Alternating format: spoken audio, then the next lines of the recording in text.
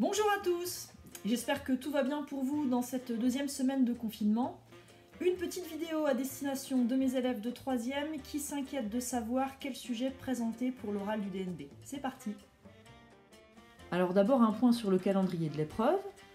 Au 8 avril, vous allez nous dire sur quel sujet vous allez présenter cet oral. On n'attend évidemment pas de vous à ce moment-là que votre sujet soit prêt, que votre exposé soit prêt. On attend simplement que vous nous donniez un peu le thème général sur lequel vous allez travailler. Au 8 avril, vous nous direz également si vous souhaitez présenter votre oral tout seul ou bien si vous souhaitez faire partie d'un groupe, auquel cas je vous rappelle que le groupe ne peut pas excéder 3 élèves. Et si tout se passe bien, le 29 mai aura lieu l'épreuve officielle. La durée de l'épreuve est de 15 minutes. Vous présenterez un exposé seul de 5 minutes. Et puis ensuite, vous aurez un entretien avec le jury de 10 minutes. Si jamais vous faites une présentation collective, alors dans ce cas-là, l'exposé sera de 10 minutes et l'entretien toujours de 10 minutes avec le jury. Le total de la note qui vous sera attribuée à ce moment-là est sur 100. Oui, bon, d'accord, tout ça on le sait déjà, mais comment on trouve un sujet ?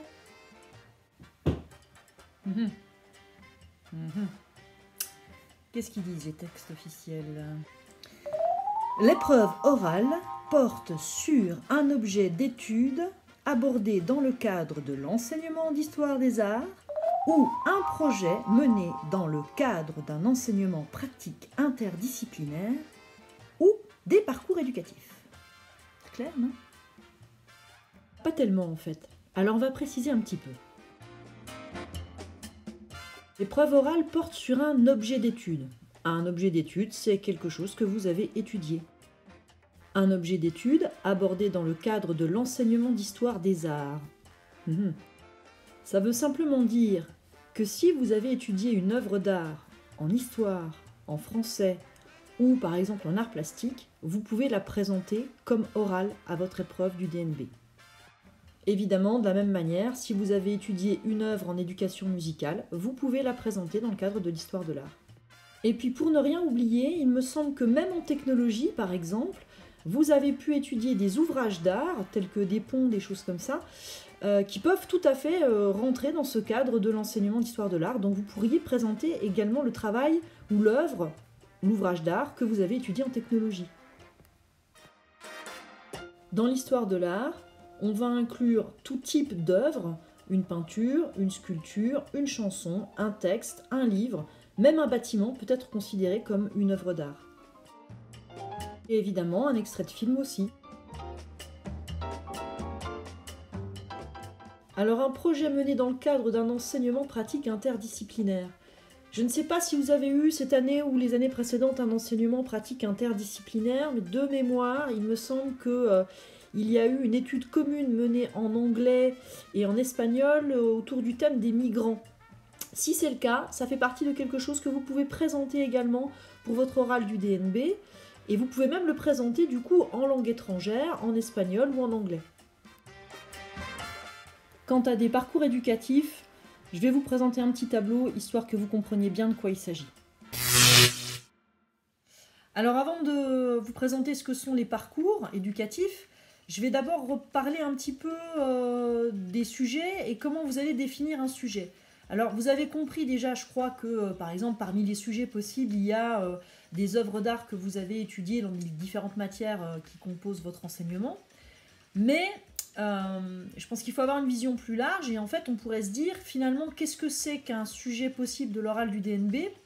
Eh bien ça sera toute chose qui au cours de vos années au collège aura retenu votre attention, vous aura marqué d'une manière ou d'une autre. Ça peut être un chapitre de cours, ça peut être une action, une sortie, un voyage, ça peut être une intervention à un certain moment, ça peut être votre implication dans différentes instances du collège. Voilà, je vous dis ça tout de suite là maintenant parce que vous allez voir que ça va être un petit peu plus clair par rapport à la présentation de ce que sont les parcours justement.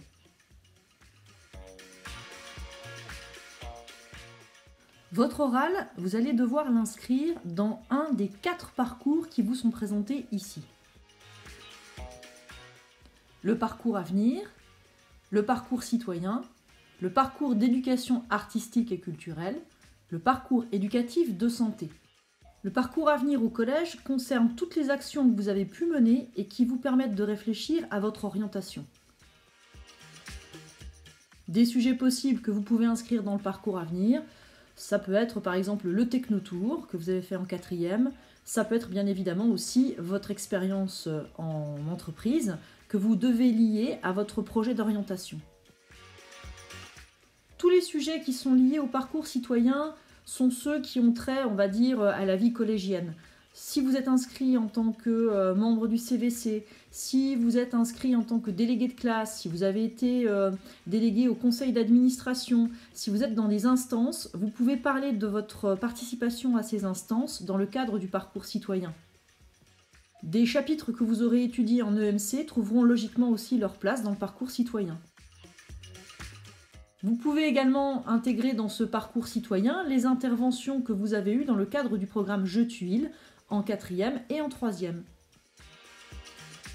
Si vous souhaitez présenter l'étude d'une œuvre d'art, un voyage culturel, une sortie par exemple à l'occasion d'une pièce de théâtre que vous êtes allé voir, eh bien c'est dans le parcours d'éducation artistique et culturelle qu'il vous faudra classer votre oral.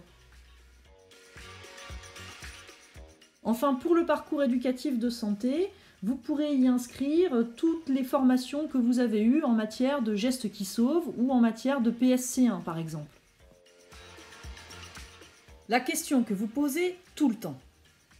Est-ce que j'ai le droit de parler d'un truc que je fais en dehors du collège ? Je fais partie des jeunes sapeurs-pompiers. Je fais partie d'un club sportif. Je fais du foot, du twirling bâton. Moi je fais de la gym. Moi de la musique. Et moi je fais du hand en fait. Alors la réponse à cette question c'est oui mais ou oui si. Vous pouvez parler d'une activité que vous avez à l'extérieur si vous arrivez à la rattacher à un point de cours, à un chapitre ou à un événement qui a eu lieu au collège. Je vais essayer d'être un peu plus précise. Imaginons que je sois jeune sapeur-pompier et que j'ai envie plus tard de m'inscrire dans cette voie professionnelle. Je peux parler de ça dans un oral du DNB en liant par exemple ma formation de jeune sapeur-pompier à celle du PSC1.